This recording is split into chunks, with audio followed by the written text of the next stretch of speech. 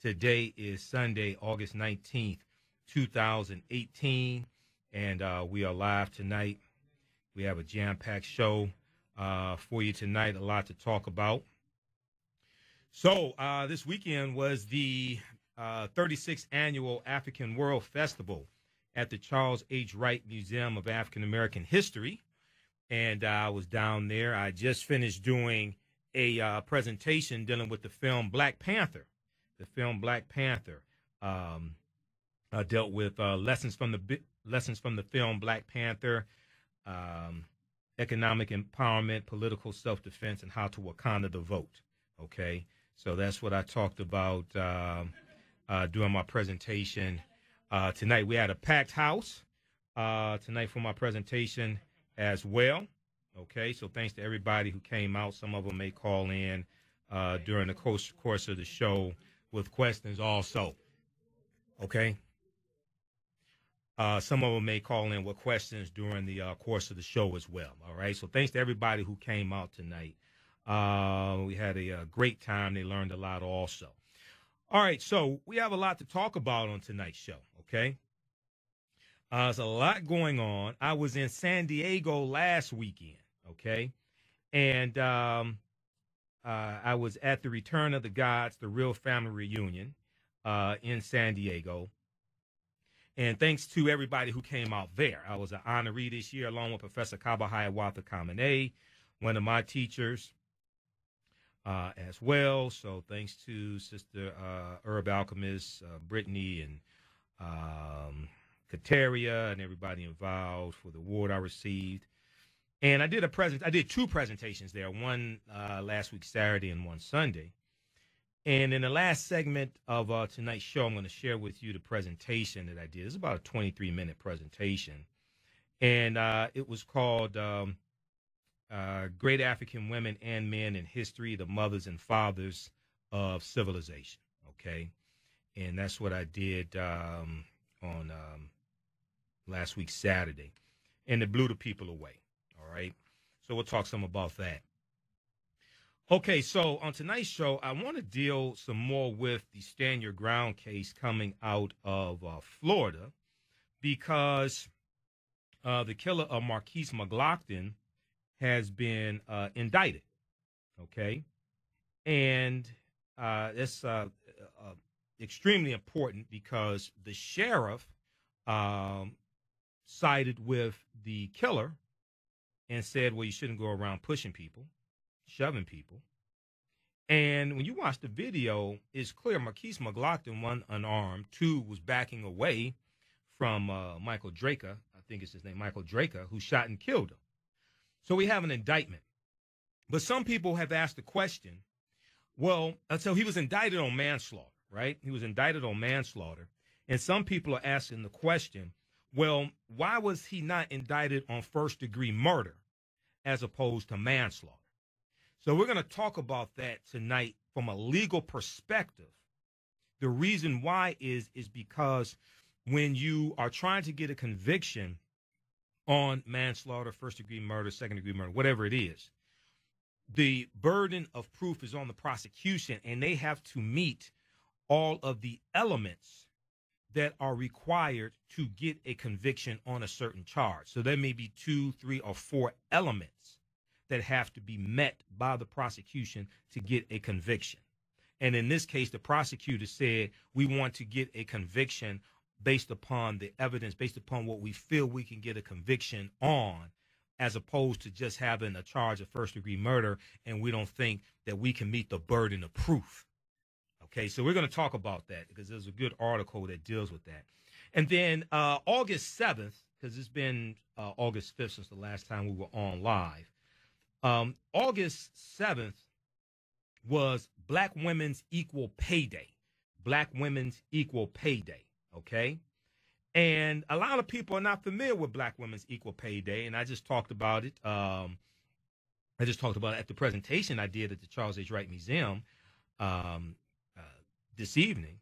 And most of the people there weren't familiar with Black Women's Equal Pay Day. And it's extremely important for us to understand it and deal with closing the pay gap, because the average African-American woman has to work 20 months, to make the same amount of money that the average white male makes in 12 months. Okay? This is why Black women's equal pay day is so important. All right? And we're going to talk about this. And when I was in San Diego last weekend, and I did a presentation dealing with Black Panther, lessons from the film Black Panther, economic empowerment, political empowerment, and how to Wakanda the vote. Most people there were not familiar with Black women's equal pay day, okay? And it's hard to fight what you don't understand. Muhammad Ali said, float like a butterfly, sting like a bee. Your hands can't hit what your eyes can't see. Well, it's hard to fight what you don't understand exists, okay? So this is extremely important. And then this past week, I think it was Thursday, if I remember correctly. Yeah, Thursday. We lost the Queen of Soul. The Queen of Soul, Aretha Franklin, succumbed to her fight with pancreatic cancer. Benedict Donald on Twitter said Aretha Franklin is dead. Then in a meeting at the White House, he said Aretha Franklin used to work for him. What was she, Florence the maid on the Jeffersons? I mean, come on. But we're going to talk, so there's been, at the African World Festival this weekend, they honored the Queen of Soul, Aretha Franklin. And a lot of people just found out this week that even though Aretha Franklin was from Detroit, she was not on Motown Records, right? She was on Columbia Records and Atlantic Records and Arista Records. She was not on Motown Records. Everybody from Detroit was not on Motown, all right? Just like all men from Detroit don't wear gaiters, just to clear that up, okay? But we're going to talk some about Aretha Franklin, the Queen of Soul. And I want to deal with how Aretha Franklin's commitment to civil rights and equality changed hearts and minds, how Aretha Franklin's commitment to civil rights changed hearts and minds. And also, we'll talk some about when Aretha Franklin offered to pay the bail for Angela Davis, okay? Black Panther, Angela Davis of the Black Power movement. Aretha Franklin offered to pay her bail. That was a good article about that as well. So that's real commitment, okay? And then also in St. Louis County, Missouri, a great story coming out of St. Louis County. And we know that August 9th was the anniversary of the killing of Michael Brown there in Ferguson, Missouri. Well, they had the election for the St. Louis County prosecutor, and it didn't turn out the way a lot of people thought it was going to turn out, right? And this is an example of African Americans organizing and fighting back. We're going to talk about that also. I talked about that some in my presentation tonight at the Charles H. Wright Museum of African American History. And more African Americans are realizing that we need to get control of a lot of these DA positions, these prosecutor positions, these county prosecutors. And these are all elected, the prosecutors, the county prosecutors, the district attorneys. These are elected offices, right? So we have the power to change a lot of these seats and get a lot of these idiots out of office and put somebody in office who's going to do the right thing. So we'll talk about that as well. And August 23rd is quickly approaching. Now, what's the significance of August 23rd? Well, August 23rd is the International Day for the Remembrance of the Transatlantic Slave Trade and its abolition. The International Observance for the Remembrance of the Transatlantic Slave Trade and its abolition. And August 23rd marks the beginning of the Haitian Revolution of 1791. Okay? So this is an extremely important piece of history. Between the night of August 22nd and early in the morning, August 23rd in 1791, this is when you have the beginning of the Haitian Revolution, okay? The enslaved Africans gathered in revolt against the French colonizers in Saint Dominique, which is now known as Haiti. And at the Charles H. Wright Museum of African American History on Saturday, August 25th.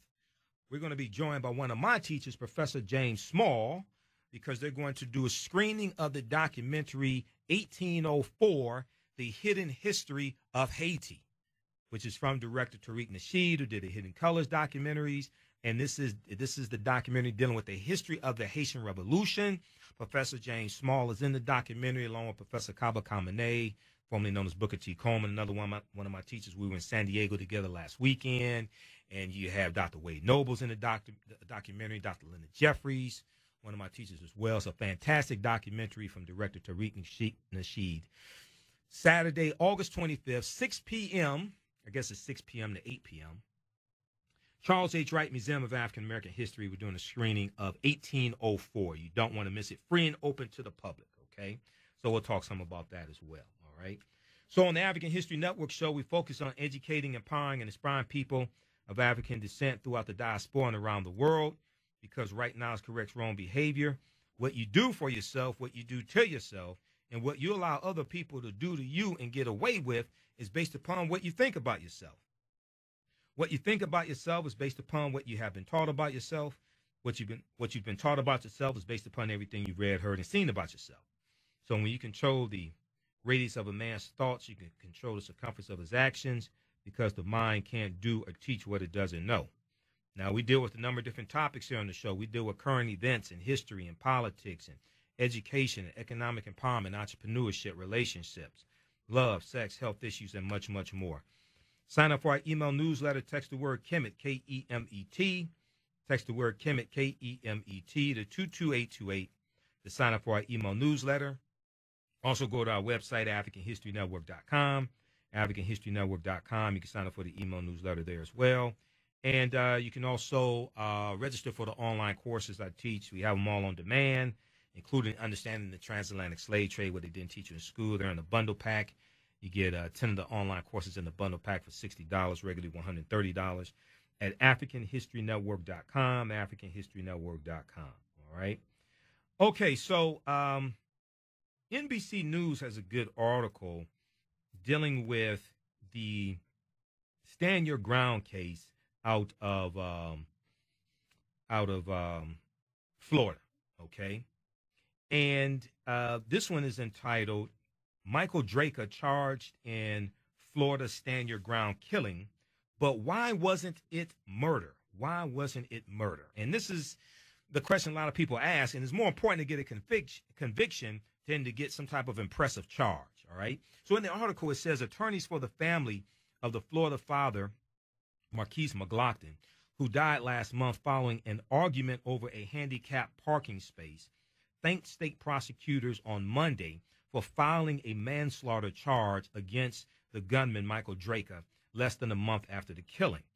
Attorney Kelly McCabe, who is one of the attorneys for the family, for the Markeis McGlockton family, said, "We are very appreciative that the state moved fast in this case." And Kelly McCabe stated this at a news conference this past week, okay? And the charge is a felony that carries up to 30 years in prison. Now, while attorneys for the family of Markeis McGlockton also decried his fatal shooting as a quote-unquote cold-blooded murder, Pinellas County State Attorney Bernie McCabe told NBC News that he went with manslaughter after investigators and lawyers interviewed witnesses and studied the surveillance footage from the deadly July 19th, 2018 dispute. Kelly McCabe said one of the attorneys for the family, because we know Benjamin Crump is handling that. So I think Kelly McCabe is with the Crump law firm. Kelly McCabe, attorney, said, quote, "I went through it all and made the legal," let's see, Kelly McCabe is the, attorney, an attorney for the family. I went through it all and made the legal decision that this is the charge that we could prove, okay? Now, legal experts agree and say that the state can already expect to face a few hurdles once the case moves through the courts and the defense mounts a likely stand your ground argument. Now, Michael Draker is the white man who shot and killed Markeis McGlockton. Michael Draker is 48 years old and made his first court appearance this past Tuesday, which was this past Tuesday, and was ordered to remain jailed on $100,000 bond. If he posts that amount, he must wear an ankle monitor, surrender any firearms, and remain in Pinellas County, a judge said, according to the Associated Press. Now, asked by the judge on Tuesday if he could afford private counsel, Michael Draker said, no, sir. And the public defender's office was appointed the case. Michael Draker has not previously commented publicly on the shooting. Now, Anthony Rickman is a Tampa-based criminal defense attorney who has tried stand your ground cases. And he said that the state sees a manslaughter charge as a surer bet. It's based upon what you can prove beyond a reasonable doubt in the court of law based upon the evidence. And the burden of proof is on the prosecution, not the defense. The burden of proof is on the prosecution, not the defense.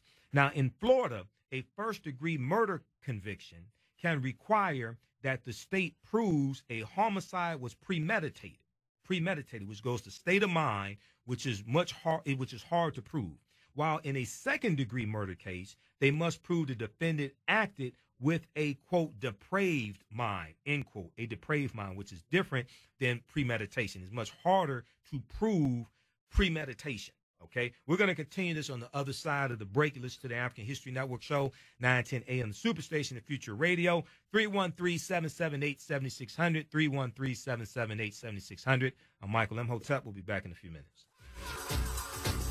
Welcome back to the African History Network show right here on 910 a.m. the Superstation of Future Radio. Hey, I'm your host, Brother Michael Imhotep. It is Sunday, August 19th, 2018. I was at the Charles H. Wright Museum of African American History Saturday and Sunday for the 36th annual African World Festival. There's a lot of people there. They get between 100,000 and 150,000 people who come through. I did two presentations dealing with the film Black Panther, one on Saturday, 5 p.m. to 7 p.m., one Sunday, 5 p.m. to 7 p.m. as well. Packed house both days. People were blown away by the information. And we have my DVD lectures dealing with the film Black Panther at our website, AfricanHistoryNetwork.com, AfricanHistoryNetwork.com, okay? All right, so right before the break, we were dealing with the Stand Your Ground case out of Florida.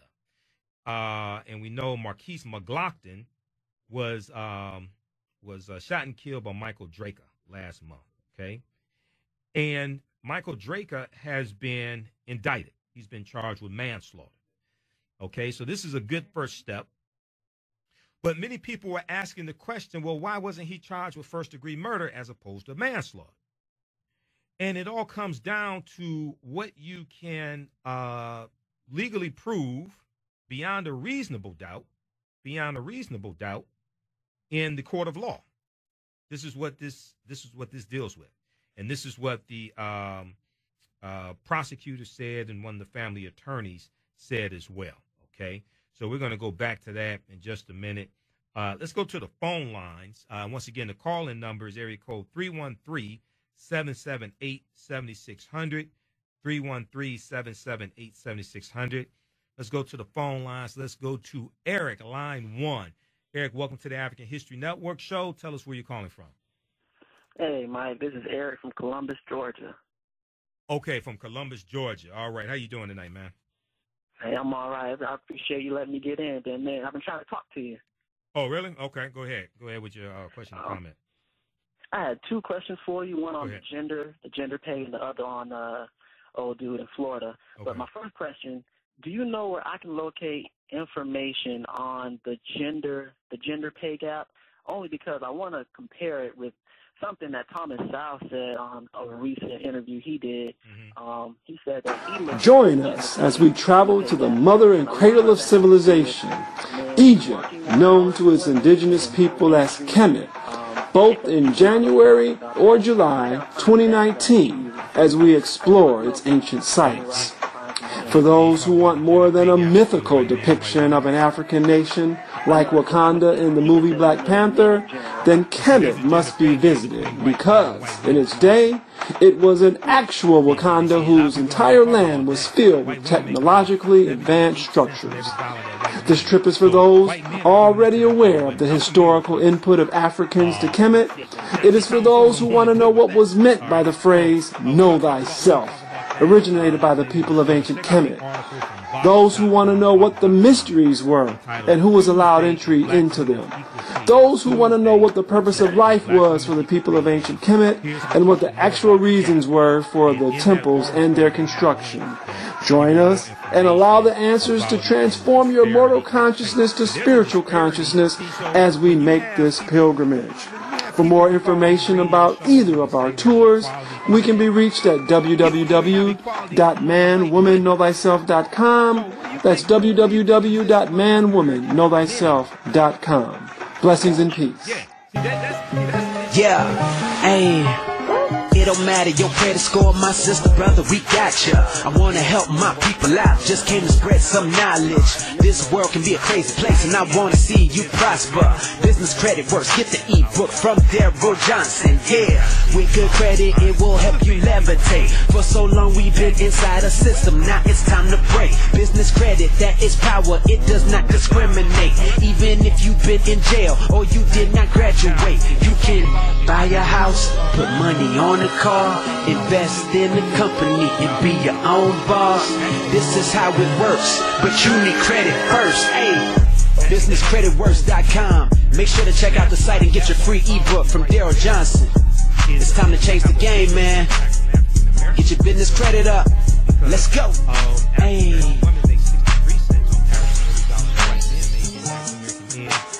79 cents on every dollar.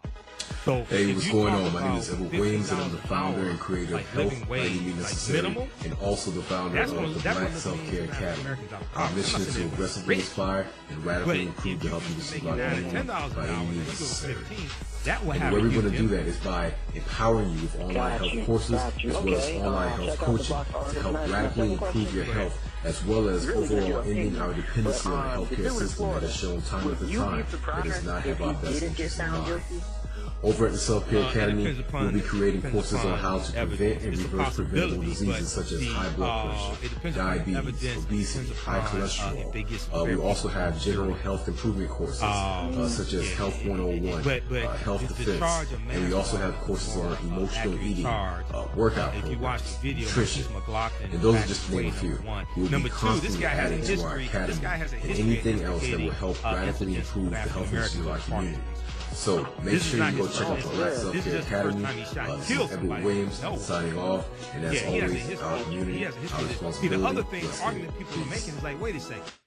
Hotep, everybody. This is Michael Imhotep, host of the African History Network show. Hey, if you are a business owner and you want to reach thousands of people on a weekly basis to market your service or product or maybe your upcoming event, then you want to advertise with the African History Network. Email us at customerservice@africanhistorynetwork.com, customerservice@africanhistorynetwork.com for more information. And right now, for a limited time only, we have a special promotion: buy 1 month, get 1 month free. Are you struggling with your finances or just need a second opinion? My name is Markeis Patterson, and I am here to help. Whether you have questions about credit, retirement, taxes, investments, or meeting day-to-day responsibilities, you deserve access to a qualified, caring, and resourceful financial professional. As a certified financial planner with over 19 years in the wealth management industry, I have a passion for helping people gain confidence and become successful with money. Taking control of your finances creates options instead of obstacles. Confidence instead of uncertainty. Make no mistake, this is an important step for all of us. Will you allow your situation to control you, or will you take control and make your money behave? My name is Markeis Patterson. Call or email me today to schedule an appointment. My phone number is 646-552-4384. Again, 646-552-4384, or email me at pattersonplan17@gmail.com. I want to know, do you think they should keep on boycotting them and protesting against them? Okay, he had a black woman to do what? He hired a black woman to do what? To the head of the company, something like that. They said he hired some black woman to be head of the company. Now I don't know what kind of head of the company that she gonna do, but that's what they saying now, that she's not a black woman because they were hitting it hard and it's possible. Right. They were losing money. Yeah. So I just want to get your. I need to research that some more and see what's. I need to research that some more and see what's going on before I comment on that. Yeah. Okay. Okay. And maybe you can explain to me, if you can someone explain, why did Aretha never get join Motown? Maybe I don't know what the reason why, but you said why did what? Aretha did not join in Motown and so forth. Well, she didn't. I don't remember. I have to look at that. I don't remember. I know all the groups. I know all the acts that came out of Detroit didn't sign with Motown. I have to look and see what the exact reason why. I wasn't sure whether it was the deal or what. Who approached her or what. Originally, she was on Columbia Records. Yeah, and then she went to. Yeah, that's right. That's what she was, Columbia Records. That's right. Right. And Philadelphia, sometimes part of Philadelphia and so forth. Okay. Well, I want to thank you, and I keep listening. Okay, man. And information and knowledge that you put out and so forth. All right, John. Thanks for calling. 313-778-7600 is the call-in number if you have a question or comment. Okay. Let's go back to this story here dealing with the Stand Your Ground case out of Florida. All right. And some people were asking, they were saying, okay, well, it's good that we have an indictment, right? But they were saying, why isn't it first-degree murder, which is premeditation, as opposed to manslaughter? Why is it manslaughter? Why is the charge manslaughter as opposed to first-degree murder, okay? So Anthony Rickman, who's a Tampa-based criminal defense attorney who has tried stand-your-ground cases, said the state sees a manslaughter charge as a surer bet. It's easier for them to get a conviction on manslaughter based upon the burden of proof that they have to meet, based upon the elements in the charge that they have to meet, based upon the evidence, based upon what they can prove beyond a reasonable doubt in a court of law. So Anthony Rickman said, quote, when the state looks at a case, they look at whether they have a reasonable likelihood of successful prosecution, end quote. Now, in the state of Florida, a first-degree murder conviction can require that the state proves a homicide was premeditated, okay, which goes to state of mind, premeditation. While in a second-degree murder case, they must prove the defendant acted with a quote-unquote depraved mind. Now, attorney Anthony Rickman says second-degree murder can be classified as heat of passion crimes, okay, heat of passion crimes. While the people involved did not have to know one another, the prosecution must show the aggressor harbored ill will or hatred or some type of evil intent, descriptions that speak to one's state of mind, okay? That's second degree. That's easier to prove than just premeditation.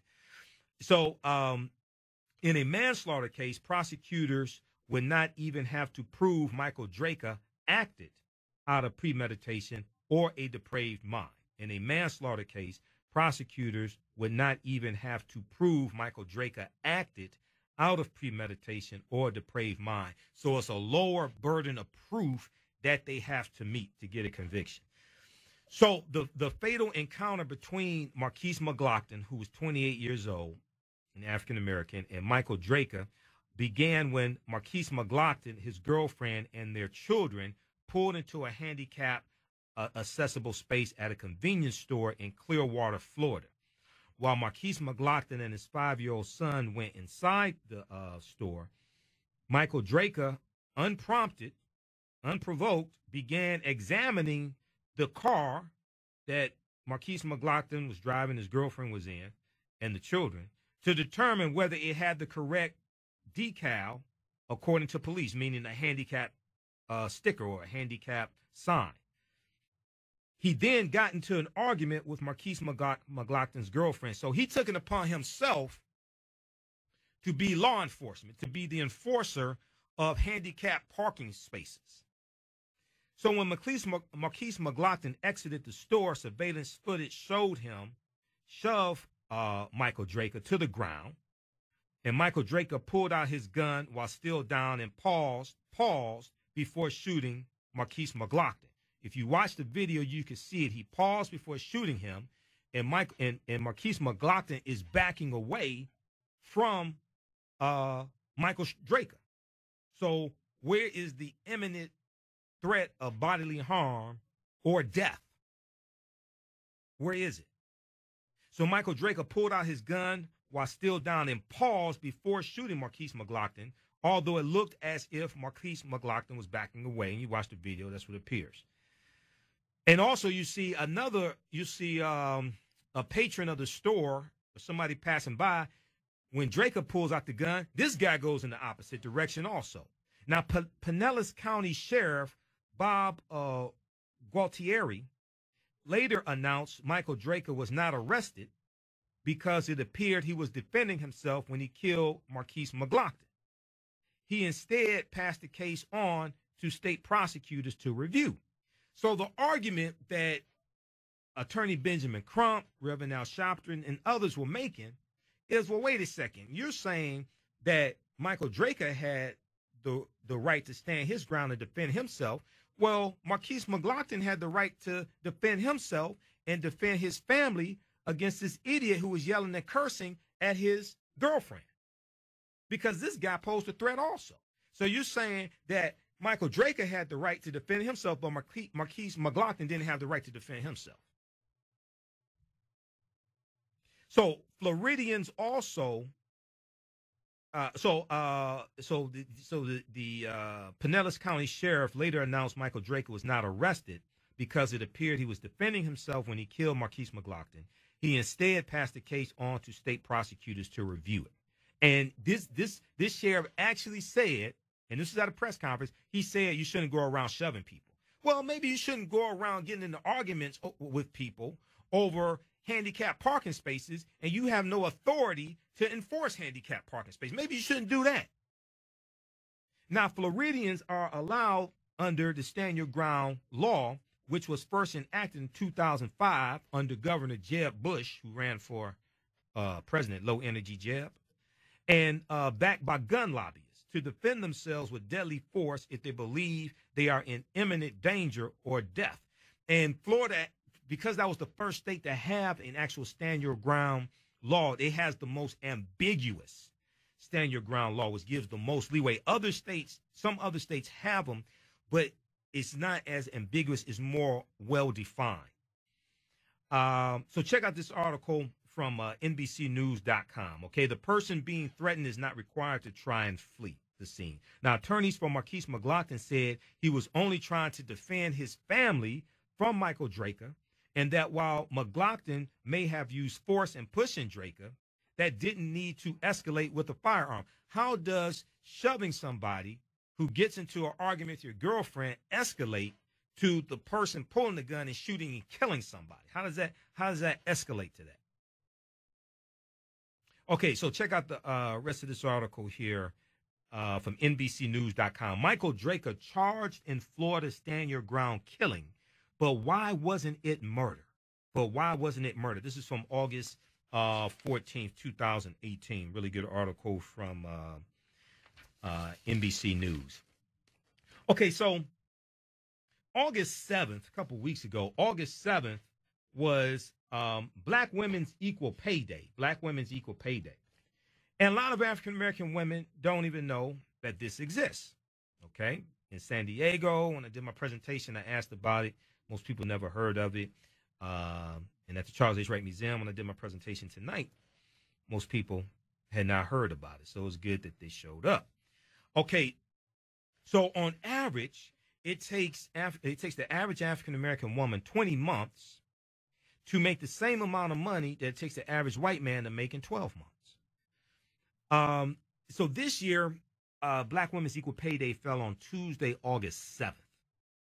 And it marks how long it takes the average African-American woman to make the same amount of money that the average white male makes the previous year.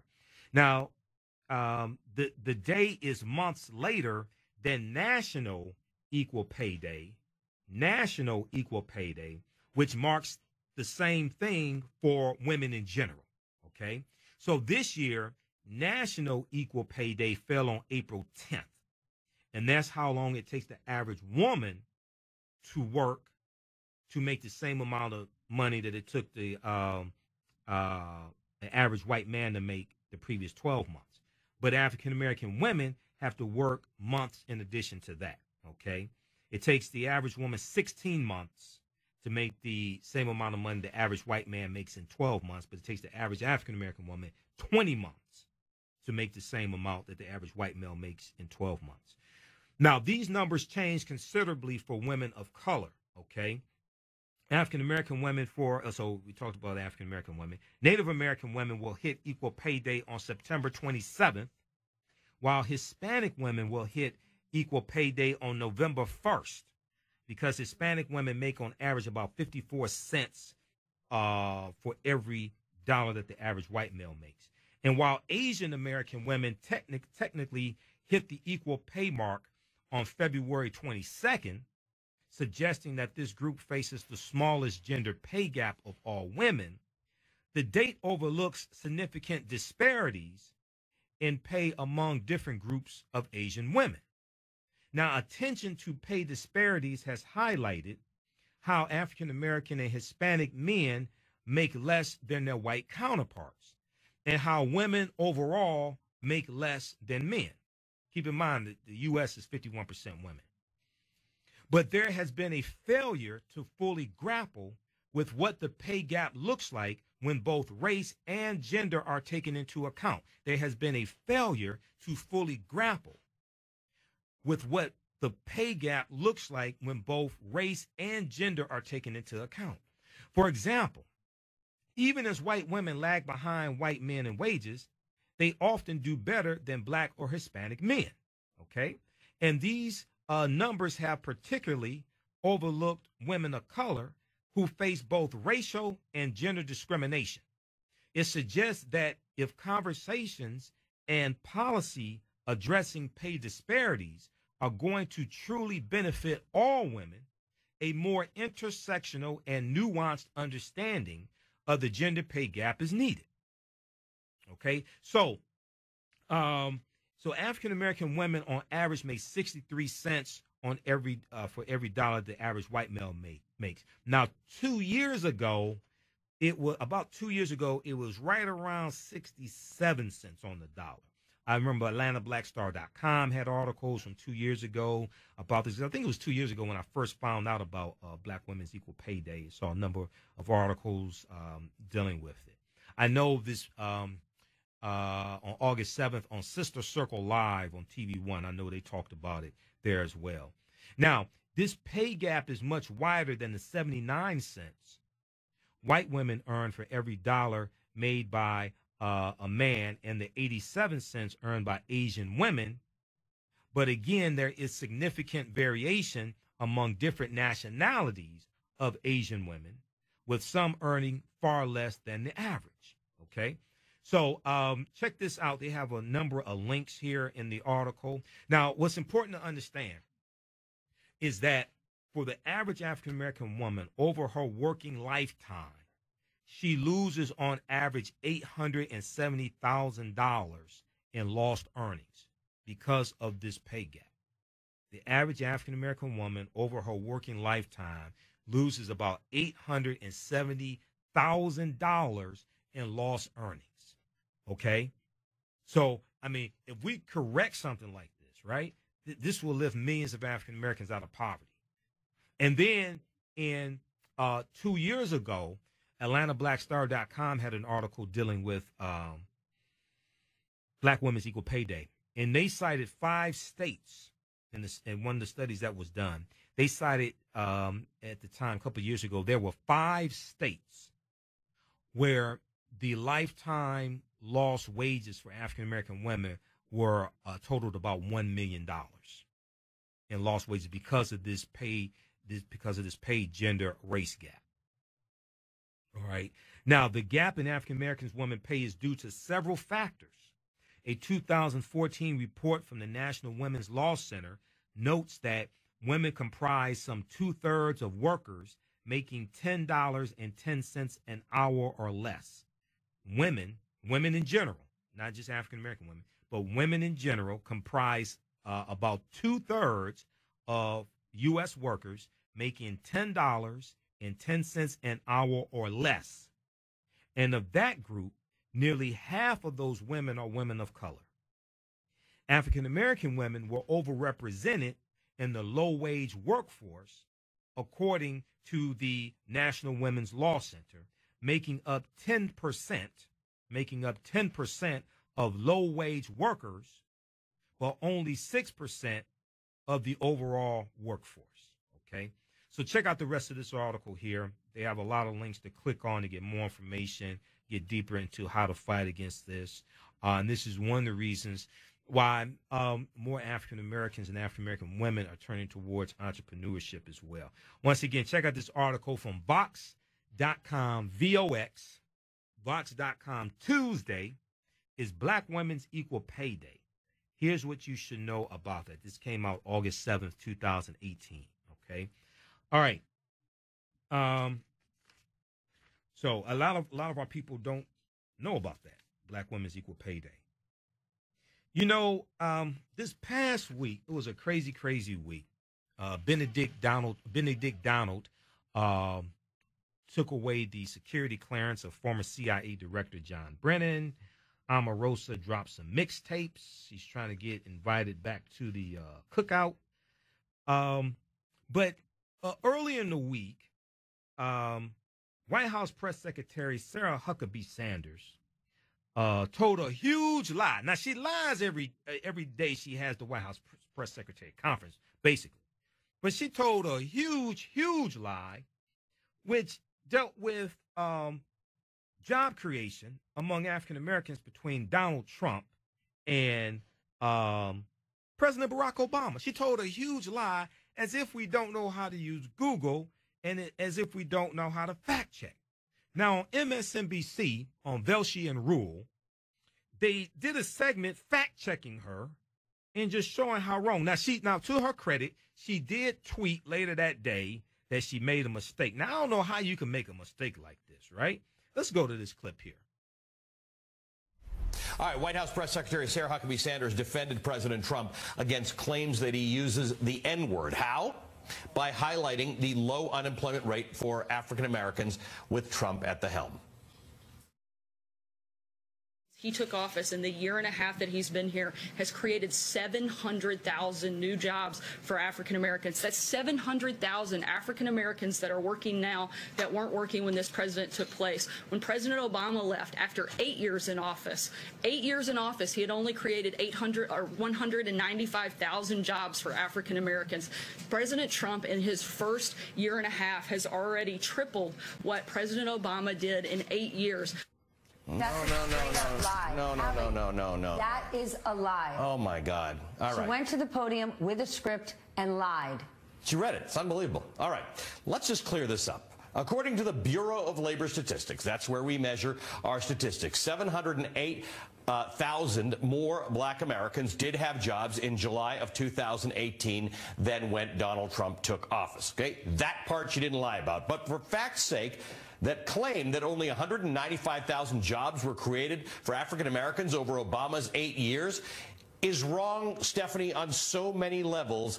I don't really know where to start, but I'm going to do my best. Be patient with me. There are a couple numbers here, all right? The Bureau of Labor Statistics data shows that almost 3 million more Black Americans had jobs by the end of President Obama's term. Okay, this is the real number. I don't know what Sarah Huckabee Sanders is talking about. This is the real number. Sanders did apologize last night on Twitter, saying she had misstated the time frame for President Obama. She talked about the entire 8 years of the Obama presidency, but apparently she misstated the time frame. But she still stands by her numbers.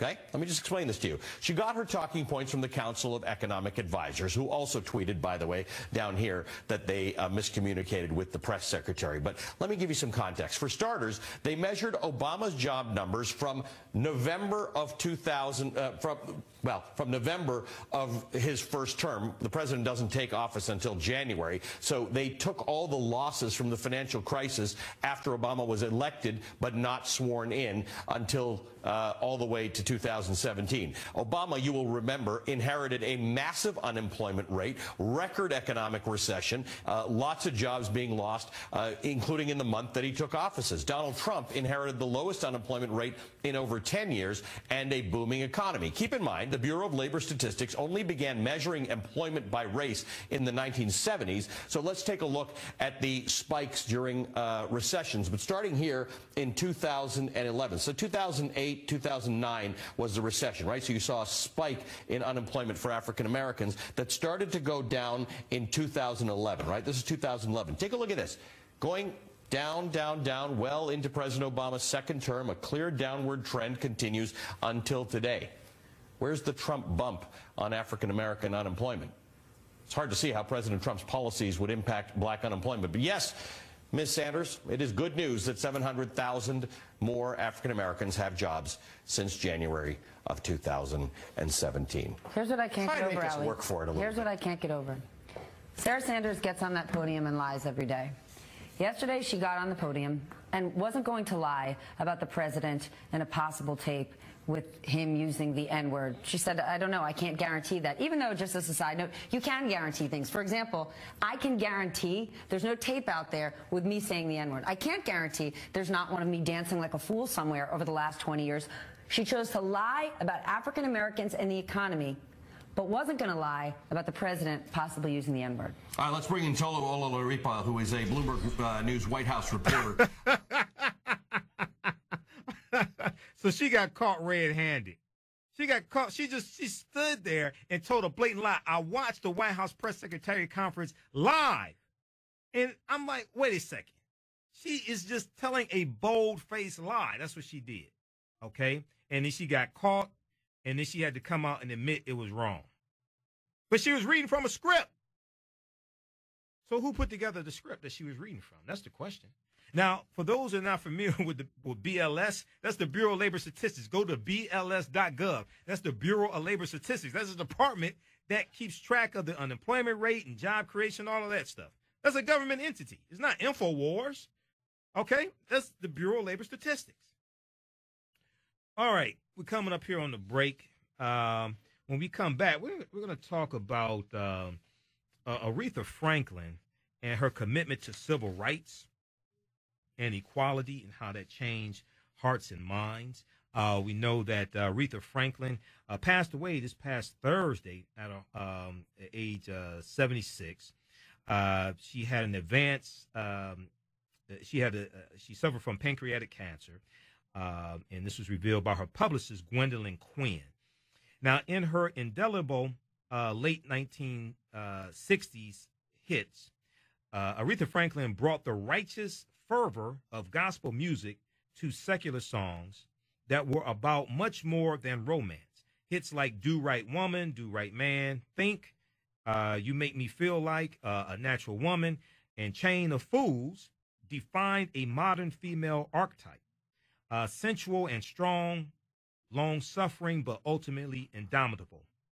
Loving, but not to be taken for granted. Now, when Aretha Franklin sang Respect, R-E-S-P-E-C-T, the Otis Redding song that became her signature song, that was 1967. It was never just about how a woman wanted to be greeted by a spouse coming home from work. It was a demand for equality and freedom and a harbinger of feminism, carried by a voice that would accept nothing less. Now, Aretha Franklin had a grandly celebrated career. She placed more than 100 singles in the Billboard charts, including 17 top 10 pop singles and 20 #1 R&B hits. She also had 18 Grammy Awards, okay? So a lot of these artists, out for a year, 2 years, and they big, they're on all the covers and magazines and things like that. I'm like, okay, let's see where you're going to be 10, 20 years from now, because a lot of these artists, who may be at the top of Billboard, maybe they were on a reality TV show, and then they get a big CD, they get a big album, something like this, right? 2 or 3 years from now, you won't even, when they're gone, you won't even miss them. I'm serious. 2 or 3 years from now, when they're gone, you won't even miss them. They may have a 2-year run, sometimes 3, but they don't have longevity. I mean, when you have songs on cassette tape, 33 1/3, 78s, 8 tracks, CDs, MP3s, stuff like that, that's longevity. Well, listen to the African History Network show right here on 910 AM, the Superstation, and Future Radio. I'm Michael Imhotep. We'll be back in a few minutes. Welcome back to the African History Network show right here on 910 AM, the Superstation, the Future Radio. Hey, I'm your host, Brother Michael Imhotep. It is Sunday, August 19th, 2018. Calling numbers 313-778-7600. 313-778-7600 is the call-in number if you have a question or comment. I was in San Diego last weekend. So coming up shortly, I'm going to share with you one of the presentations I did in San Diego at Return of the Gods, the Real Family Reunion. And that presentation blew people away. That's not me saying it. That's what they told me. Okay, I'm just saying. All right. So right before the break, we were talking about the passing of Aretha Franklin. And we heard she was in failing health. We heard that she was in hospice care. So we knew that she was going to make her transition, but it was still a shock. And it was still sad when she did. Even though she's not in pain anymore, right? And she's in a better place. So there have been a lot of articles written about Aretha Franklin. There's been a lot of coverage on TV. I know Fox News posted a picture of Patti LaBelle instead of Aretha Franklin. I ain't know the difference between Patti LaBelle and Aretha Franklin. Okay. All right. But there was a couple of good articles dealing with Aretha Franklin and her commitment to civil rights. Okay. One was from NBCnews.com. I know AtlantaBlackStar.com had a good article dealing with this also. But Aretha Franklin was not just a artist whose life and music was intertwined with civil rights and the struggle for African American equality. Okay. Now, as a gospel, so we know she started as a gospel singer in church. As a gospel singer, she was raised in the church. She was the daughter of C.L. Franklin. So he was a well-known pastor throughout the country. So some people today may not know of Pastor C.L. Franklin. Here in Detroit, we know about him. But he was a well-known pastor in the 60s and 70s, things like this as well. He was an ally of Dr. King. Okay? So he was the pastor of New Bethel Baptist Church in Detroit and a minister who marched with Dr. Martin Luther King Jr. Pastor C.L. Franklin had organized the June 1963 Walk to Freedom, which was the largest civil rights demonstration in the nation's history until the March on Washington, August 28, 1963. And they had about 250,000 people there at the March on Washington. All right. Now, Aretha Franklin's mentor was Mahalia Jackson, the gospel singer, whose voice was known as the soundtrack of the Civil Rights Movement, And Aretha Franklin sang a song at Dr. King's funeral in 1968, Take My Hand, Precious Lord. Okay. Now, Mahalia Jackson was a good friend of Dr. King's and inspired his I Have a Dream speech. They must be talking about the one 1963, okay, because the speech August 28th, they must be talking about the one in Detroit, 1963, two months before the one he delivered August 28th, 1963 in Washington, D.C., because the one August 28th, 1963, that was originally called a canceled check. It's been renamed. I Have a Dream. That's not the original name of the speech he delivered August 28th, 1963. Okay, so, all right, now that same year, 1968, Aretha Franklin also sang the national anthem at the Democratic National Convention in Chicago.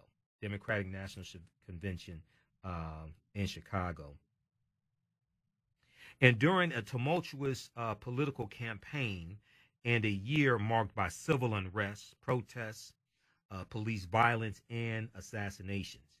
Now, much like her mentor, Mahalia Jackson, Aretha Franklin provided the soundtrack of an era. Now, there's no way to overstate what Aretha Franklin meant to the generation that came of age during the Civil Rights Movement. All right, and this is according to Craig Warner, professor of Afro-American Studies at the University of Wisconsin-Madison. He was interviewed by NBC News, okay, NBCnews.com. Now, he said, quote, "She helped us make sense of experiences, insisting with enormous grace and fire that women's voices had to be a part of every conversation.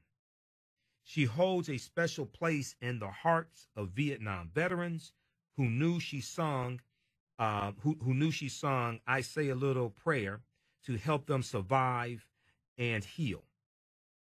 Now, African-American artists, quote unquote, okay, now African-American artists have traditionally been agents of change through their music, reflecting and shaping the issues of their time.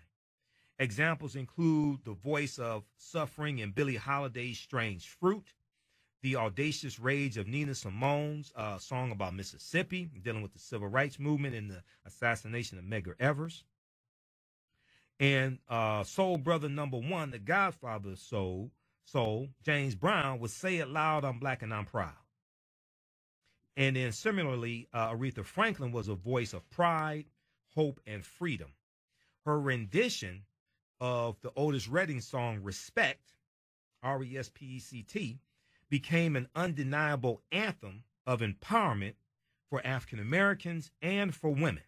Okay, and that was a huge song. That came out in 1967. That was a huge song. I mean, anytime you hear the song today, right, you know, it has an impact on you. It helps lift your spirits. It's a powerful song. All right, let's continue here. Are you looking to regain your health and vitality? Then visit naturallifeenergy.com. That's naturallifeenergy.com. It is an alkaline, plant-based diet website based on Dr. Sebi's methodology and nutritional guide, which supports the healthy expression of the African black gene, but it benefits everyone. Combat the ill effects of white supremacy that has brainwashed black people into eating foods that support the development of diabetes, high blood pressure, and cancer. Gain a better understanding of how to use a plant-based diet based on Dr. Sebi's nutritional guide to help heal your body and mind by reading Achilles' book, Alkaline Plant-Based Diet. Learn how to use herbs used in Dr. Sebi's methodology to help address complex diseases like lupus and IBS in his herbal book, Alkaline Herbal Medicine. Alkaline Herbal Medicine. Purchase Achilles books from Amazon, Barnes & Noble, and other book retailers. Get your copies today. I know you all watched the movie Black Panther and saw Wakanda and wanted to buy a one-way ticket straight to that magical place. Well, why not? The International Black Book is a cyber Wakanda, a black wonderland. It is well overdue for the black diaspora to come together and build a global community where we can choose to buy black, travel black, and eat black. Place your complimentary listing of your business or agency. You are welcome at internationalblackbook.com, internationalblackbook.com. Sign up today. All right, 313-778-7600 is the call-in number if you have a question or comment. 313-778-7600 is the call-in number if you have a question or comment. All right, now, Professor Daphne Brooks goes on to say, it is, of course, known that she sang at Dr. King's funeral. What's less known is the fact that she put up bail money for Angela Davis, political prisoner and black power feminist icon. She covered Nina Simone's beloved anthem, To Be Young, Gifted, and Black, and her early 1970s sartorial symbolism evoke black diasporic elegance and grandeur. In terms of her musical genius, her vocality sounded out rich emotional nuance, intelligence, and depth. It conveyed the complexities of black women's inner life worlds in ways unheard of before on the pop chart. All right, and you know, she made the transition from gospel music to R&B or secular music at a time when it was frowned upon. And she said if Sam Cooke could do it, because we know Sam Cooke was with the Soul Stirrers, and she said if Sam Cooke could do it, then I could do it as well. Okay, but this was something frowned upon by the church, even though a lot of church people were listening to secular music. And they dealt with this some in the movie Get On Up about James Brown as well. Okay, and one of the things that it was either I think it was in that movie or some other. Let me see. Well, no, it was. I think it was in It was a documentary I saw on YouTube about Sam Cooke, and they were talking about Sam Cooke being with the Soul Stirrers and then moving into R&B. And the documentary dealt with how the girls would go crazy over the male gospel singers, just like they went crazy over the male R&B singers, right? And this is a whole segment that they dealt with, how the women would come after them, things like this, right? You know, it's supposed to be good Christians, what have you. No, they were. And then if you watch Get On Up about James Brown, when James Brown is staying at Bobby's home, because James Brown goes to reform school, he's staying at Bobby's home, right? James Brown has sex with Bobby's sister in the movie. Now, I don't know if that happened in real life, but we know it happened in the movie, okay? And Bobby was with the, a gospel singing group, I think, at the time. All right, so they talked about this. I have to see if I can find the name of the documentary. It was on YouTube about Sam Cooke, okay? All right, so let's continue here. Now, 5 decades after the civil rights struggles, Aretha Franklin's music and message resonate today among a new generation of fans and activists as the many heartfelt tributes to the Queen of Soul demonstrate, okay? And on one of the articles I saw called her the undisputed Queen of Soul, and I haven't heard anybody want to challenge that. She was the Queen of Soul. And she had hits that were in different decades. So I remember when Freeway of Love came out. I was in high school. I bought the album, Freeway of Love, okay? Riding down the Freeway of Love in the pink Cadillac. Then she came out with the duet. She had duets with Annie Lennox of the Eurythmics. Sisters Are Doing It For Themselves. She had a huge hit with George Michael. And this is back when George Michael was like really big, back before, he came out of the closet. And like George Michael was like really big, okay? She had that song. Then later she's going to have the song with, so George Michael's I Knew You Were Waiting. That was a huge hit. I mean, I remember watching that. I remember watching those videos on Friday night videos on NBC. Friday night used to come on 11:30 p.m. to 1 a.m. the next morning. And this is like when NBC was like really big. They had the Cosby Show on, things like this. And each week they would have a different host from one of the big NBC TV shows, right? And it was Friday night videos. One week they had Alf hosting. Remember Alf? You remember the TV show Alf? One week Alf hosted. Another week Malcolm Jamal Warner and Tempest Bledsoe from the Cosby Show hosted, right? And I remember watching Aretha Franklin videos, I Knew You Were Waiting with George Michael and song with Annie Lennox, right on Friday night videos. And then later she's going to come out with A Rose Is Still a Rose with Lauryn Hill. She's going to come out with Let Me Put You Up on Game with Fantasia. So she has hits that transcend different eras, okay? I mean, she had a 50-plus year career. All right, so 5 decades after the civil rights struggles, Aretha Franklin's music and message resonate today among a new generation of fans and activists as the many heartfelt tributes to the Queen of Soul demonstrate. Now, John Sims is a Detroit native and multimedia artist and producer.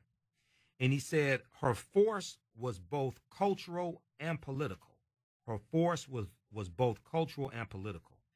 Her love and advocacy for Black people was undeniable, and her feminism unshakable.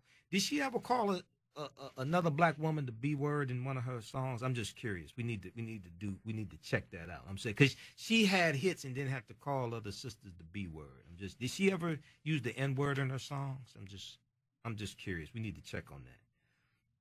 Before 18 Grammys, I can't remember one song where she called a sister the B word. I don't even remember a song where she called herself the B word. 18 Grammys. Interesting. Now, before there were organizations like Black Lives Matter and the hashtag Me Too movement, Aretha Franklin was challenging us to think and respect ourselves and to become better partners, better citizens, and better humans. Now, following the release of her Young, Gifted, and Black album, Aretha Franklin reflected on the Black Power movement and what was taking place in the African-American community and the impact of the times on her own thinking. She said, quote, "I believe that the Black Revolution certainly forced me and the majority of Black people to begin taking a second look at ourselves. It wasn't that we were all that ashamed of ourselves. We merely started appreciating our natural selves." She said it wasn't that we were all that ashamed of ourselves. We merely started appreciating our natural selves, sort of, falling in love with ourselves just as we are. We found that we had far more to be proud of. So I suppose the revolution influenced me a great deal, but I must say that mine was a very personal evolution, an evolution of the me in myself, end quote. Okay. Now, some of us were just ashamed of ourselves also, but there were others. It wasn't so much that we were ashamed of ourselves, but we discovered ourselves, fell in love with ourselves, started studying African history and culture, things like this. So meanwhile, the Queen of Soul never abandoned her community, John Sims said as well. He said, quote, she became extremely blessed and successful, but she never forgot her roots, her people, her family, and her hometown of Detroit, Michigan.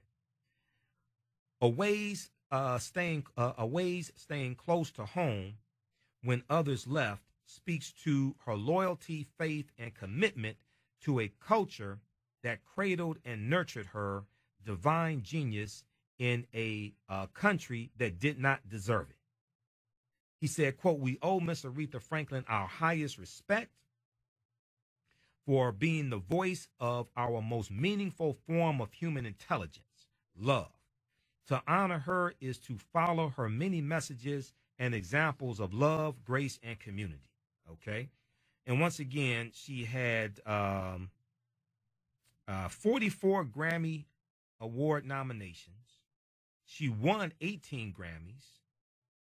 And in the 1960s, she released 19 albums. And I don't remember a single song where she called her sister the B word. I just don't remember that. Okay, if you remember the song, let me know, because I could pull up the lyrics right here. I don't remember a single song where she, at least none of the songs she won a Grammy for, anything like that. Any of the hits, I don't remember a single song where she called somebody the N word. She placed more than 100 singles in the Billboard charts, including 17 top 10 pop singles and 20 #1 R&B hits. Okay. Also, she was the first woman inducted into the Rock and Roll Hall of Fame. Not the first Black woman, but the first woman, period. In 1987, inducted into the Rock and Roll Hall of Fame. We remember her singing at the inauguration of President Barack Obama, as well in 2009. And she sang at pre-inauguration concerts for President Jimmy Carter in 1997 and Bill Clinton in 1993 as well. Okay. Also check out the article from New York Times, Aretha Franklin, indomitable Queen of Soul, dies at 76 by John Pareles, I guess it is Pareles, August 16, 2018. A really, really good, extensive article. I printed it out. It's 18 pages. Get ready. Good, extensive article on the Queen of Soul, Aretha Franklin, who I still don't remember a song where she called her sister the B word. Interesting. Okay. All right. You listen to the African History Network show, 9:10 a.m. Superstation, the Future Radio. Michael Imhotep. We'll be back in a few minutes. Welcome back to the African History Network show right here on 9:10 a.m. the Superstation, the Future Radio. Hey, I'm your host, Brother Michael Imhotep. Calling numbers 313-778-7600. We were talking about Aretha Franklin and her commitment to civil rights, okay, and equality, and how that changed hearts and minds in America. Now, independent.co.uk has a good article. Aretha Franklin, how the Queen of Soul offered to post bail for Angela Davis, saying, quote, black people will be free, end quote. Black people will be free. Okay. This is from a few days ago. And they talk about before she passed away, her friend Reverend Jesse Jackson recently revealed to Franklin's hometown newspaper that the performer had quietly helped fund the movement for many years. And this is something they talked about as well recently this week. Dr. King said, quote, Reverend Jesse Jackson said, quote, when Dr. King was alive, several times Aretha Franklin helped us make payroll. And he told this to the Detroit Free Press. He said, quote, on one occasion, we took an 11-city tour with her as Aretha Franklin and Harry Belafonte. And they put gas in the vans. They paid for gas to go into the vans. She did 11 concerts for free and hosted us at her home and did a fundraiser for my campaign. Okay, it sounds like he's referring to his presidential campaign.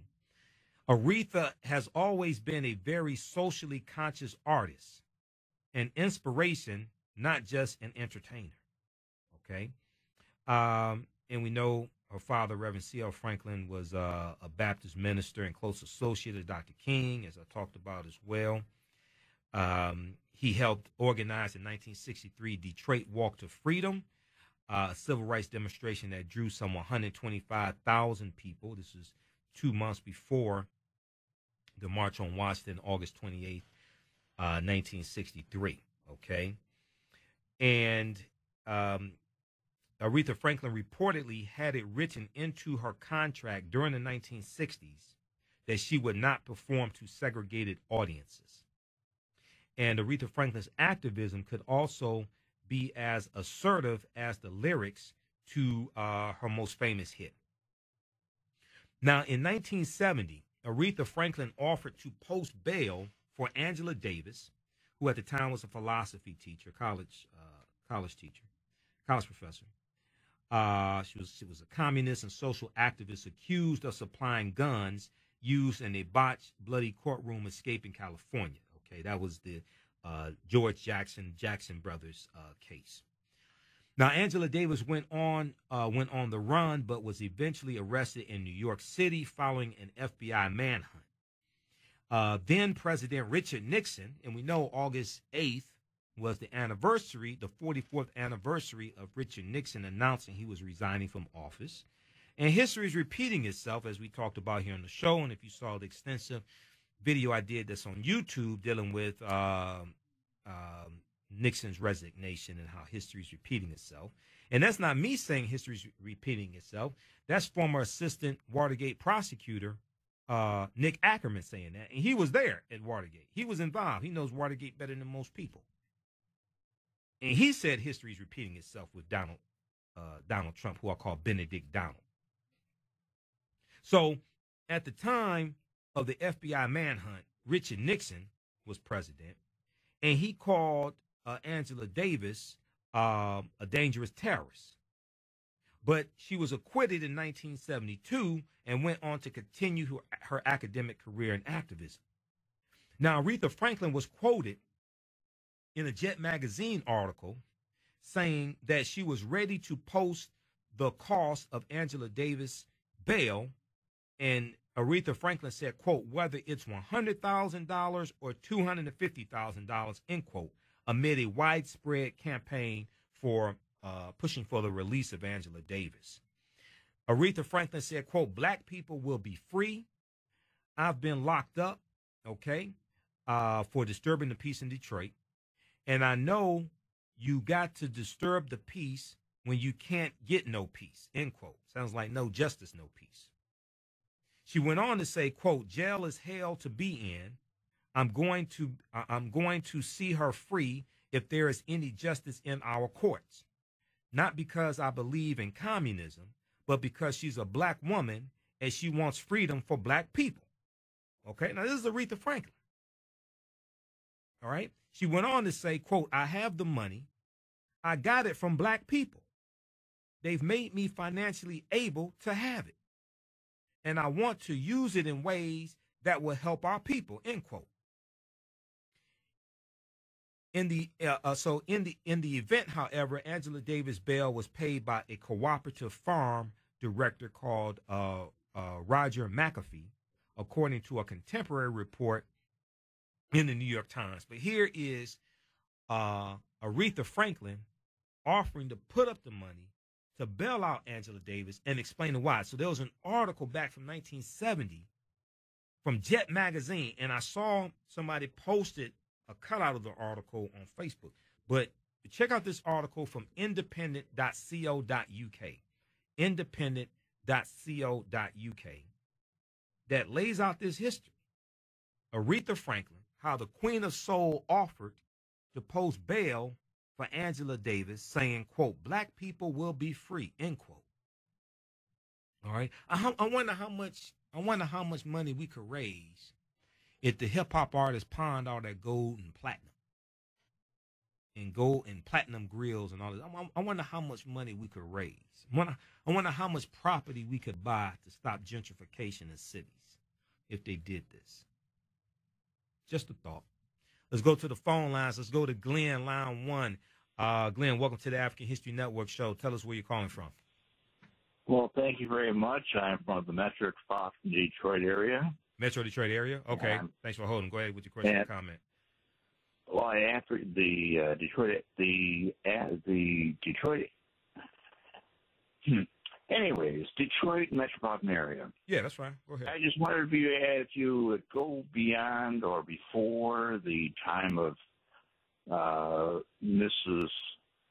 Franklin, when she was the daughter of C.L. Franklin. Right.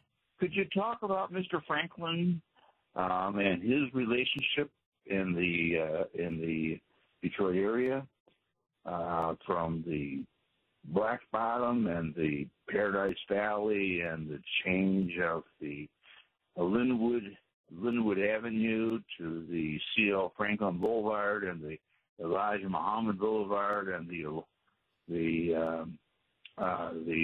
Shrine of the Black Madonna and Albert Clegg? Could you talk about the Black nationalism movement? Well, Detroit has a strong history of Black nationalism movement. We know that. Could you talk about that? Yeah. Okay. Thanks for calling. We know that the Nation of Islam was founded here. We know you had the Republic of New Africa here as well. We know that the Universal Negro Improvement Association, UNIA, which was founded in 1914 in Jamaica, we know that had that actually still exists here in Detroit. We know they had a strong base here in Detroit as well. We know that also when you have the rebellion takes place in 1967, July 23rd, 1967, because of the I-375 coming through Black Bottom, displacing a lot of people. A lot of them get moved over to 12th and Claremont. So when you have the disturbance that happens at the what was called a Blind Pig, July 23rd, you have a lot of people who are already upset and angry Join us as we travel to the mother and cradle of civilization, Egypt, known to its indigenous people as Kemet, both in January or July 2019 as we explore its ancient sites.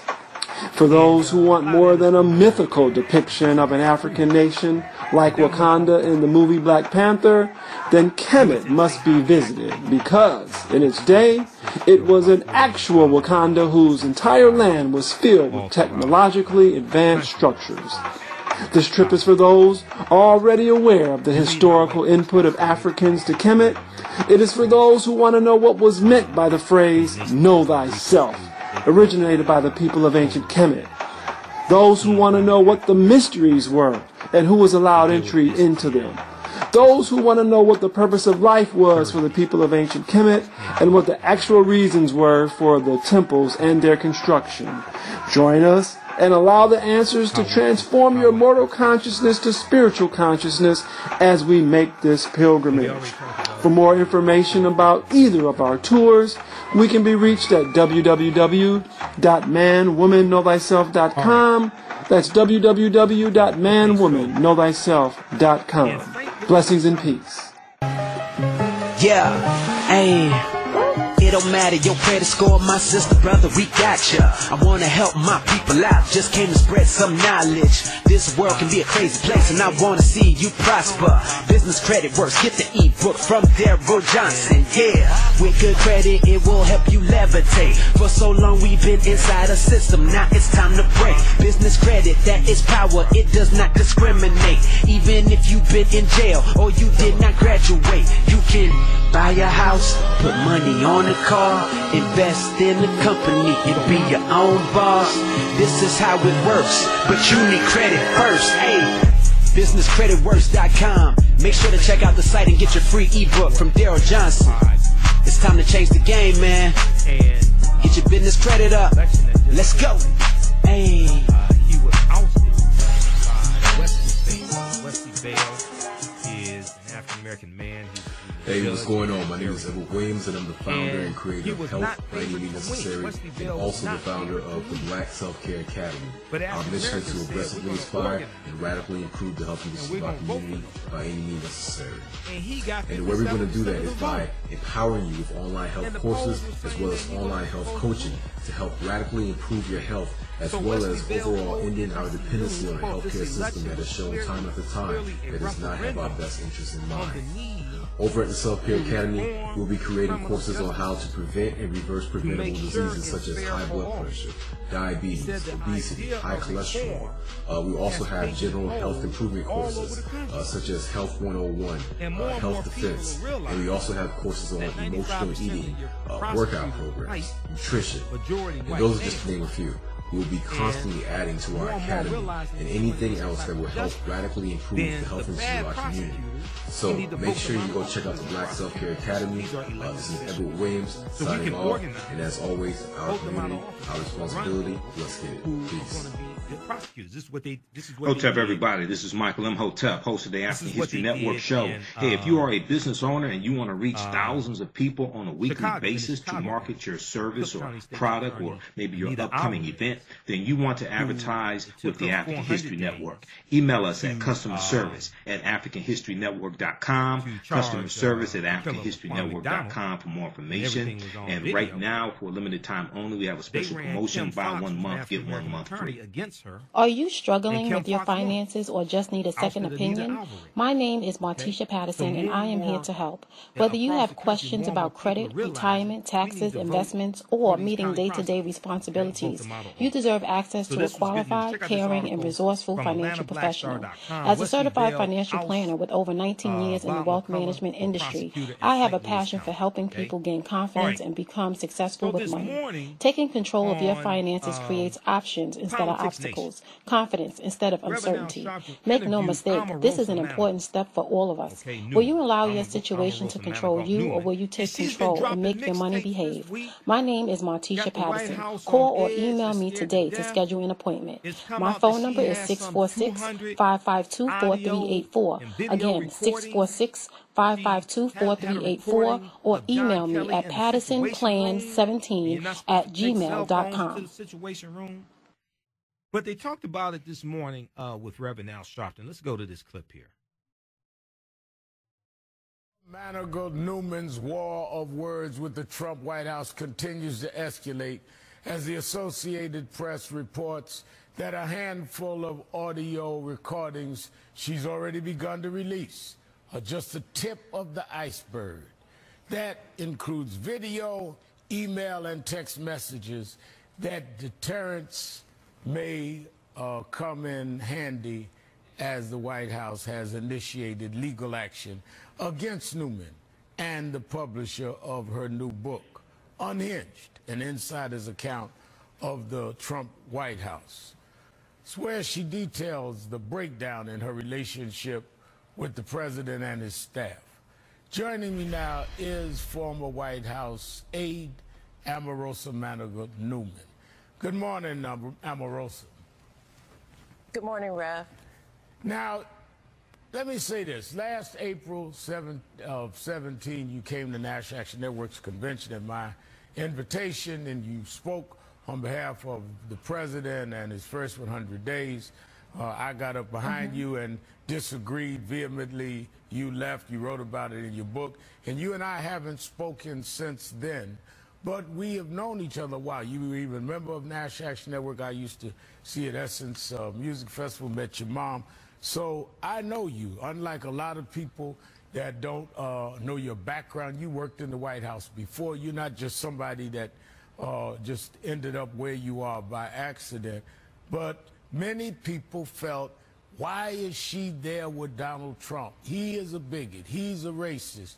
And I raised the National Action Network event, not for you and I to continue our argument, but to say you really went out there and tried to convince us to give you a chance that you could work and get this president to do some things. And now you've come to say, hey, this man is a racist. This man is doing things in many ways. So it's not like you didn't do your job. It's that maybe you couldn't do your job. I'm a living example. Somebody that had a friendship with you, that you went after your friends that was calling you names, sell out and all of that, and tried to convince us to talk to this man. I did. And Rev, first of all, thank you so much for having me on.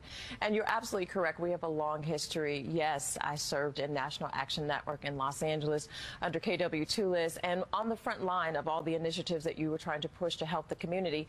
When I went into the White House, I wanted to extend that advocacy. I mean, one of the things you talk about is it's very important to have somebody at the table and to not allow them to make decisions about us without us. And so my intent really was to make sure that I was a voice advocating for education, advocating for justice reform, civil rights. There's so many things happening in this administration while they were trying to dismantle one by one every accomplishment that President Barack Obama did. I wanted to make sure that I was in there to preserve the things that he worked for and so that we can advance. But unfortunately, I think you've known Donald Trump longer than I have. He has a very destructive spirit. And what I saw within those first 100 days disturbed me greatly, and that's why I wanted to write about it in Unhinged.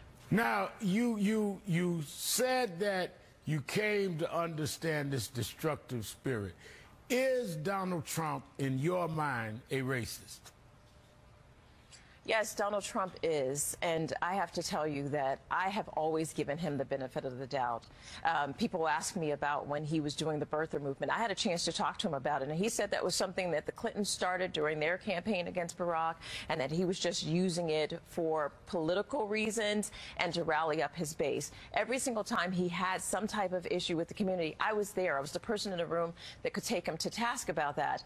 But the one thing that I realized once I was in, that he was disingenuous. books about his commitment to diversity. He could care less if African American civil rights leaders, anyone came to the table, because he had his agenda, and that agenda did not include advancing and uniting the African American community, or even putting any policies in place that he promised during the campaign. I think you'll remember that campaign. He said, what do you have to lose? Yeah. Well, with this White House, we have a lot to lose. Yeah, I remember, and you and I did talk about that. He called me after he won, invited me to meet, and I told him I wouldn't come for a photo op. It had to be a serious meeting with other leaders. And you called me, and I said, Omarosa, I'm not going to be a prop. So I know exactly what you're talking about. And he tried to get you to convince me to come. So he talks one thing, yeah, and Sharpton's a con man, all that, and privately, get him to do this, get him to do that. But it's stagecraft. It's not serious. Yes, he's a performer. He wants to use people as props. He did tell me, get Sharpton on the phone. I want to sit down with him. He said that privately, but publicly he was trying to use you to get people to go against the advocacy work you were doing, or even to go against the Democrats. So your instincts were right. I did call on you because I did need to have some backup. But I think what they quickly realized at the White House, they felt like, okay, if the black community is against her, then we can undermine everything that she's doing. So I was fighting on the inside, and I understood why African Americans may have been concerned about me being there. But I think once you look at what I've talked about my journey in Unhinged, they'll realize that I truly was getting tackled by my teammates every single day in that White House. Yeah, that's one of the chapters, tackled by your teammate. Let me ask you, is the New York Times right? Do you have more tapes, more videos, more emails? Is there more there? Absolutely. I have this huge kind of 15-year record with Donald Trump, and I'm very good at documenting my life, documenting things that happened, but particularly things that were peculiar to me. And, you know, I think that I showed when I shared that tape of General Kelly when he took me in the basement of the White House into the Situation Room. Had I not had that tape, Rev, then I think it'd be very hard for people to believe that I was threatened by this 4-star general with things getting ugly for me or damage to my reputation. It was very important because in Trump world, everybody lies. I mean, it's a culture of deceit. People turn on each other very, very quickly, and you have to have documentation for everything that you do. Even Trump. In the morning, he may say one thing. By the afternoon, he's flip-flop. He's all over the place. And so the question about whether or not I do, absolutely. I have this vast historical knowledge and relationship with Donald Trump, 15 years. And I've been very good about documenting the evolution of that relationship, which is what I put in my book, Unhinged. Well, okay, let's pause it there. Okay, so you can check out the rest of that interview. It's at msnbc.com. It's called One-on-One with Omarosa. MSNBC.com. Just search for Politics Nation. You can watch the interview in its entirety. It's about 12 minutes and some change.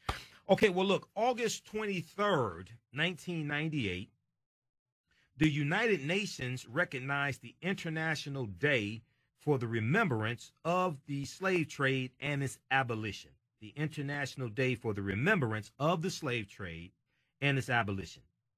The date commemorates the economic and social roots of the transatlantic African slave trade, the largest deportation in history. Okay. National Geographic has an article about this, nationalgeographic.org.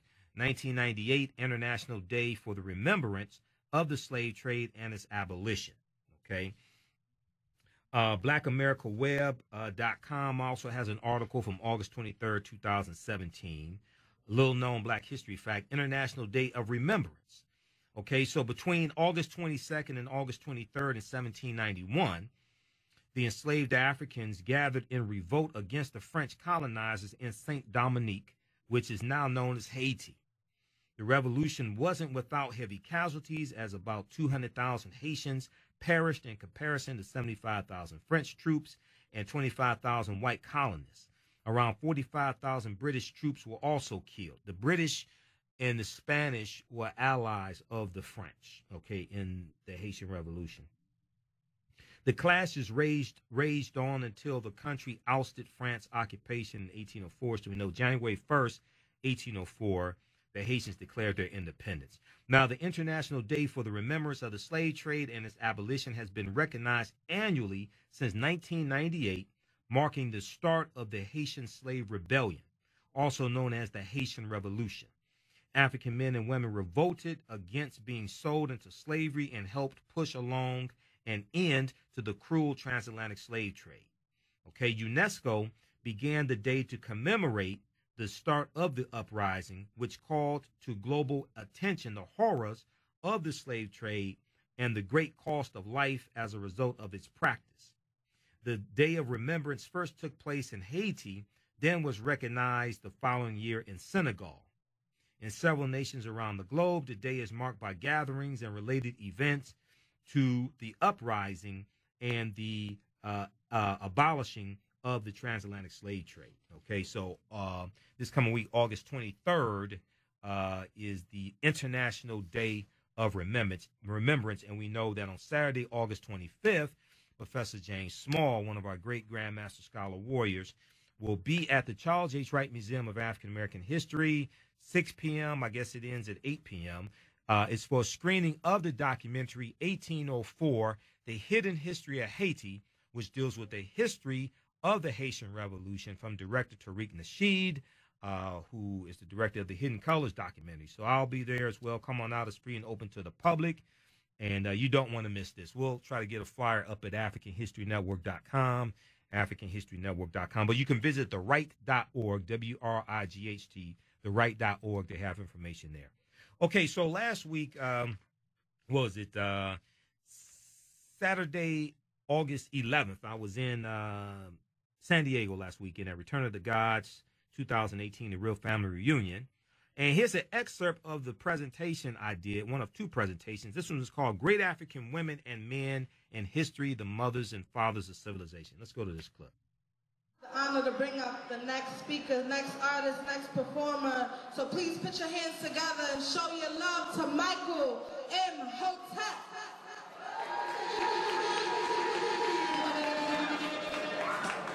All right, get a DJ round of applause. All right, y'all a little slow on that, giving the DJ a round of applause. Give him another round of applause. He was here before I got here this morning. I've been here since 9:45 a.m. He was here before me. All right, so how's everybody enjoying themselves for Return to Gods 2018?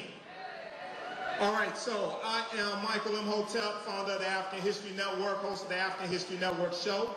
I'm a talk show host, researcher, lecturer, and writer. And this presentation is going to be 20 minutes. I'm doing a 1-hour lecture tomorrow here, but this is an intro to that. So this presentation is called Great African Women in History, Great African Women and Men in History, the Mothers and Fathers of Civilization. I did a 4-hour lecture last year called Great African Women in History, the Mothers of Civilization. I deal with some well-known and not so well-known African women in our history. Today, I'm going to do just a 20-minute presentation, deal with women and men, but there are two main inspirations for this presentation. Number one, the film Black Panther that came out February 16, 2018, and the interest that it caused African Americans to have in understanding and learning about their history and culture, things like this. And then also the Charlottesville, Virginia attack of August 12, 2017. Okay, the attack in Charlottesville, which this weekend celebrates that one, or commemorates that 1-year anniversary. All right. Also, be sure to go see the movie Black Klansman from Spike Lee, because I saw it last Saturday in Detroit, and it deals with Charlottesville as well. All right, now in this presentation, I may say some things that are outside the circumference of some people's awareness. Just because you never heard them before does not mean they're not true. It just means you have to do some research to understand what I'm talking about. All right. And I've done actually 4 presentations, 4 different lectures dealing with the film Black Panther. So after this, be sure to visit my vendor table outside. Just walk straight out the door, straight back to that fence, just straight out the door. It takes you to the African History Network. All right, so how many people saw the film Black Panther? Okay, good. Excellent movie. I deal with it on a number of different levels. It's very deep on a number of different levels. So the film Black Panther is causing many African Americans to want to know their history and who they are. Okay? There was a big interest in African American History Month, which used to be called Black History Month, in February 2018, and many African Americans are doing DNA testing, like from AfricanAncestry.com. That's basically the only one to use, AfricanAncestry.com. They don't sell your DNA. they're African American owned and operated, and not only can they tell you which region of Africa you're from, but they can also tell you which tribe, nation, high culture you're from, whether you're Hausa, whether you're Yoruba, things like this, whether you're Wolof, etc. Okay? All right, so in the film, we saw them say, show them who you are, right? When we saw the ritual combat and T'Challa doing the ritual combat to gain the throne, we saw them say, show them who you are. Well, before you can say, show them who you are, and before you can show them who you are, you have to know who you are. Ashe? Y'all a little slow on that ashe. Ashe? Before you can show them who you are, you have to know who you are. Is that correct or wrong? Absolutely. All right, now, here's one of my heroes, Malcolm X, asking a very simple question of who are you? Let's listen to this. Who are you? You don't know. Don't tell me Negro. That's nothing. What were you before the white man named you a Negro? And where were you? And what did you have? What was yours? What language did you speak then? What was your name? It couldn't have been Smith or Jones or Butch or Powell. That wasn't your name. They don't have those kind of names where you and I came from. No, what was your name? And why don't you now know what your name was then? Where did it go? Where did you lose it? Who took it? And how did he take it? What tongue did you speak? How did the man take your tongue? Where is your history? How did the man wipe out your history? What did the man do to make you as dumb as you are right now? All right, so give it up for Malcolm. Okay? What happened to our history? Okay, what did the man do to make us as dumb as we are right now? So to answer the question of who are you, we get into understanding great African women and men in history. All right? Now, contrary to popular belief, unlike the 400th year ceremony commemoration that's going to take place last year, African people did not first come to this land we call the United States of America August 20th, 1619 in Jamestown, Virginia. Even though that did happen, we were here for tens of thousands of years before that. How many people are familiar with Dr. David Imhotep? Dr. David Imhotep is a friend of mine. He wrote the book, The First Americans Were Africans, Documented Evidence. He's a friend of myself and Professor Kaba Hiawatha Kamene, one of my teachers back there. You see Professor Kaba in the Hidden Colors documentaries, and we're in the Black Friday documentaries together, as well as Elementary Genocide Part 3. So Dr. David Imhotep holds the world's first ever PhD in ancient African history. His book came out in 2011. His book deals with 13 different disciplines, thoroughly documenting an African presence in this country going back at least 51,700 years ago, found in Allendale County, South Carolina. Discovered by Dr. Albert Goodyear, who just happens to be a white man, and he's not only just a white man, he's an archaeologist at the University of South Carolina. They found artifacts, architecture, campsites, carvings, Egyptian writings, footprints in lava, genetic M174D haploid groups dealing with DNA and genetics. That's deoxyribonucleic acid, DNA, linguistics, paintings, skulls, skeleton structures, and tools. His book has 713 footnotes. It's backed up by 7 peer-reviewed articles, which is the height of academia, okay? So, and he has a new one coming out in the next month or two called The First Americans Were Africans Revisited. So this is the Khoisan. The Khoisan have the oldest... Okay, so we got to pause it right there. And in the book, he talks about the Khoisan, who have the oldest DNA on the planet, who come from Southern Africa. That full video is on my YouTube channel, Michael Imhotep, IMHOTEP, on YouTube. Check it out. It's about 23 minutes. It's Great African Women and Men in History, Return of the Gods, 2018. Hey, if you want me to speak at your next event or do a presentation for your group or organization, email me at info, I-N-F-O, at AfricanHistoryNetwork.com, info, I-N-F-O, at AfricanHistoryNetwork.com, or give us a call, 313-462-0003, 313-462-0003. Visit our website, AfricanHistoryNetwork.com. You can also donate to the African History Network, paypal.me, paypal.me/the AHN show. I got to get out of here and make way for Pastor Mo. Hey, remember at the African History Network, we focus on educating, empowering, and inspiring people of African descent throughout the diaspora and around the world, because right now it corrects wrong behavior. It's not over till we win. Wakanda forever. We'll talk to you next week. Peace.